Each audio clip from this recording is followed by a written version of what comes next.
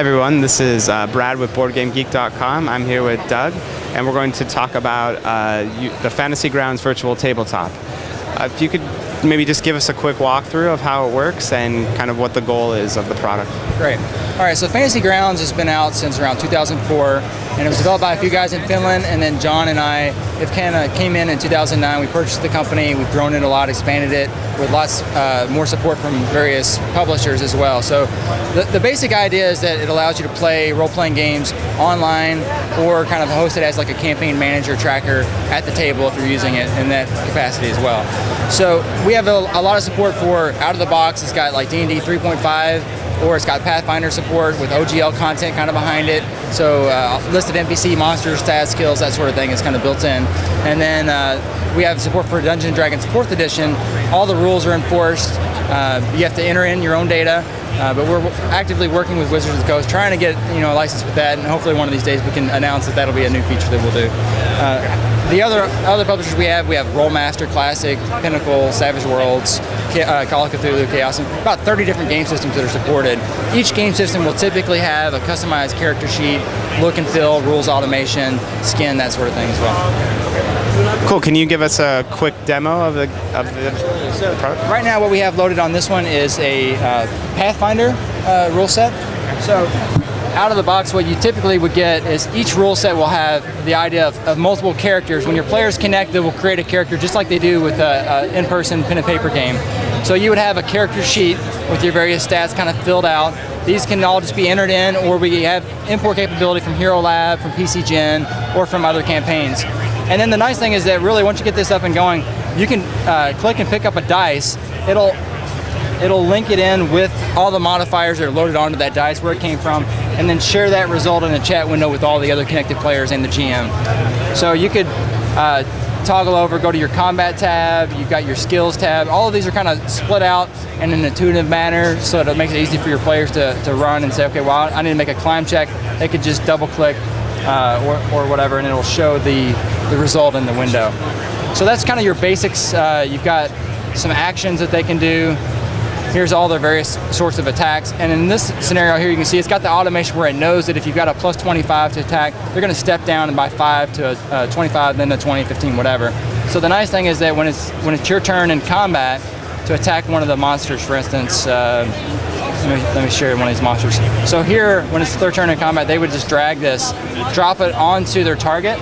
It'll roll all those dice, step down the attack modifiers automatically, and then here tell if it hit or missed or whatever. In this case, they missed each scenario, but if it had done damage, you would just hover over the damage dice. It'll do a D10 plus D10, D10 plus 10 in that scenario. So some of the, yeah, go ahead. Oh no, keep going, sorry. Some of the other features you can do is you've got the idea of stories. And so in a story, you might have a series of box text that you would share with someone, so you could drag and drop that over. You could drag and drop that over to the character chat window, and now all the players would see that big section of box text. So you can prep your adventures in advance with box text and encounters and monsters and so forth that are all linkable. This is editable. You just come through, you can go in and change the paragraph types. You can edit it, make links to images or maps that you want to share with your players, and then from there you can kind of launch a combat encounter. Combat encounter would basically track the initiative, tell whose turn it is, who's coming in next. Has various functionality to automatically roll initiative, or you can let your players roll their initiative automatically. And then the information is basically hidden until you need it. So by default, it's really kind of streamlined. Just tells with their basic hit points and their wounds and so forth. But if you wanted to see their defense, you could click and just pop up their defense very quickly. Here's their flat-footed, their touch armor class, their CMD values, spell resistance, that sort of thing.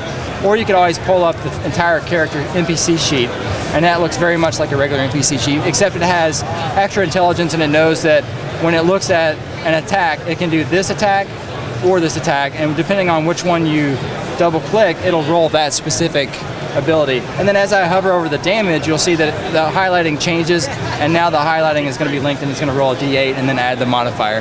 So it's got all sorts of functionality built into it to recognize the rules in that game system. So you could create a brand new NPC character just by typing it in, just like your stat block would look like, and it'll automatically recognize it out of the box. Or you can modify it. The library modules that are built in for Pathfinder is we have the basic rules, which has a list of equipment and weapons. So here you've got a list of various items that you might drag to a character. And then if I have a character sheet, all you do is pull up that character again. Let me get rid of a few of these things here. Pull it up, go to their weapon section, drop it in, and now it's preloaded it in, quarter stack, attack with a two-handed or with a offhand or main primary hand weapon. Cool. One question: can you put in additional rule sets on your own that aren't currently included? Absolutely. So we have a very active community. A lot of that community is made up of technical programmers, graphic artists, and so forth. So it's all XML driven, and with some Lua scripting to do the various forms of automation, which is a very popular scripting language used by like WoW modifiers and so people like that. So what that allows you to do is you can extend it, you can make your own. You can actually key in things directly into our interface and then export that out as a custom module as well that you can share with your players, with other GMs, etc. So you can create your own stories, your entire adventures, including stories, images, NPCs, maps, and then be off and running with that as well. And is there voice and video chat involved? There's not built-in voice or video chat. What we figured is that there's really large companies that have done an excellent job of optimizing that functionality. So I'll run like Skype on the side with this, or Ventrilo or TeamSpeak or whatever. Just have it on another section of the screen, and then you can choose to use Google Hangout or whatever if you want to run it that way. Cool. Well, this looks like a great way to be able to enjoy RPGs when you can't necessarily sit around the table. So awesome. Absolutely. And we have a community of about 24,000 users. They're very active. They schedule conventions all the time and release a lot of free products. Very, very engaged. Typically, you'll find that John and we do this on the side, but our community is open 24/7, and they're always, quick to respond. Very cool. Well, thank you very much for showing off to us. It looks great. Thank you. Thank you for your time.